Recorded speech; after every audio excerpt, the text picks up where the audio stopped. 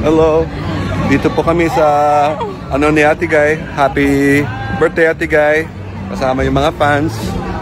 Kasama. Gusto pakita yung hello po. Hello. Neranians po. Opo. Pakita yung tribute nila kay Ate Guy. Napakaganda. Happy birthday in heaven Ate Guy. Dito yung mga nagmamahal sa'yo. Ito po. Sila dito. Sige po. Ito talaga. Bye-bye.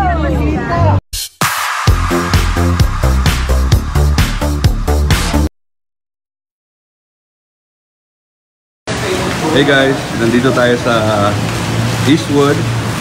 Sa may birthday ni Ate Guy. We're celebrating, the fans are celebrating. And there's a lot of people celebrating over there. So, ayaw ko lang sila mag-celebrate. Basta tayo, sama-sama tayo. Salamat po sa tiwala. Salamat po sa pagmamahal. It's your boy, John Render. I love you. Very well. Peace. Shout out kay Nelly Corporal and Sheena Ribinia from yung mga Noranians Bicol. Love you po. Thank you po. Maraming salamat po sa inyong oras. Pasensya na po dahil medyo malag po ako ngayon. Unang-una, happy birthday po kay Mami. Yes, and kahit hindi na po natin siya kasama ngayon, buhay na buhay po siya sa ating mga puso, sa ating buhay, sa ating isipan. And nandito po kami mga anak niya, mga apo niya, para ipakita pa rin na hanggang dito at mula dito hanggang sa kailanman, nandito pa rin kami para sa kanya. And ayun, maraming salamat po sa inyong pagdalo. Maraming salamat po sa oras ninyo, sa effort ninyo, sa panalangin nyo, sa pagmamahal nyo kay Mami. Maraming salamat po.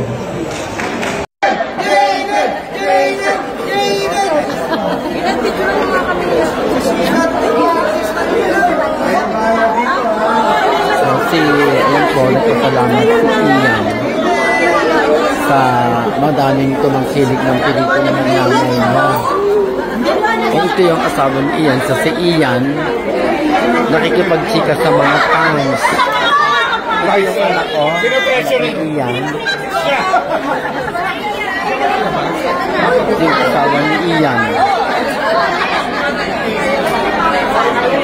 Basta ang araw na ito po, alam ko yan, pulang araw sa kalendaryo ito para sa mga naghahanga ng nag-iisang superstar, Miss Nora Honor, syempre. Diba? Happy birthday, Ate Guy in heaven! Superstar sa ating pambansang alagad ng sining. At syempre alam na natin kung paanong ipagdiriwang ng kanyang mga tagahanga ang kanyang ika-72 taong kaarawan. Sayang, no? Hindi pa niya natagpusan yung 72nd year na ito, no? Sayang na sayang. Pero syempre, meron pong pelikula na ginawa si Direk Adolf Alex na ipinalalabas na po ngayon sa Cubao, sa Gateway Cinema. Ito po ay handog sa mga Noranians. Pinilit talaga nila ito na matapos at maipalabas ngayong araw na ito. Ang producer nito si R.S. Francisco. Ito naman ay ginagampanan ni na Direk Loris Guillen, Gina Alhar at marami pa pong ibang mga personalidad bilang handog kay Miss Nora Honor. Nakakaano talaga, di ba?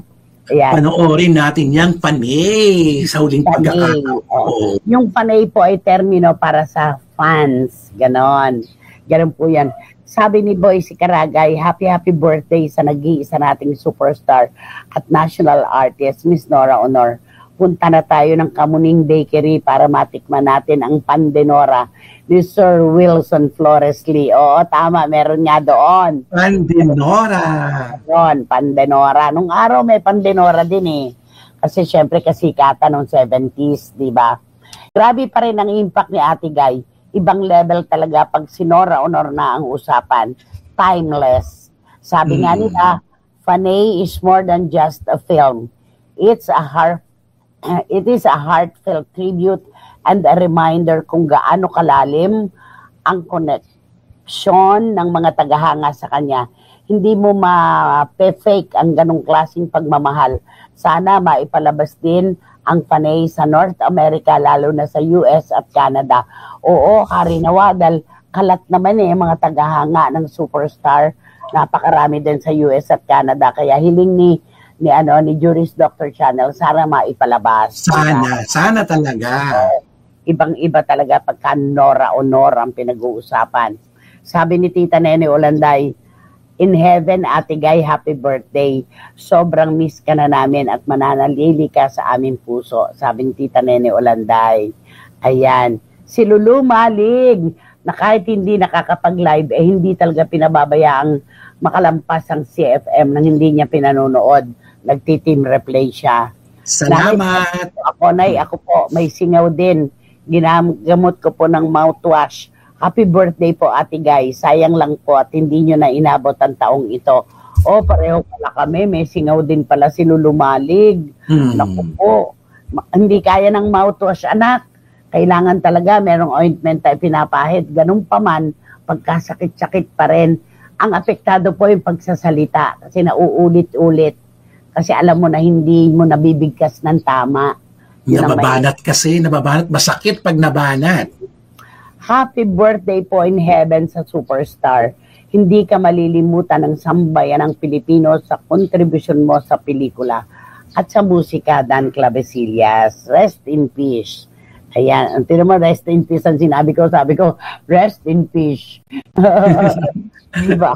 Nakakaloka. Sabi pa ni Boyce ulit, pinanonood ko ulit ang mga movies ni Ate Guy sa YouTube, gaya ng Inaka ng Anak Mo at 3 taong walang Diyos. Nag-iisa ka lang, Ate Guy. Tama. Oo.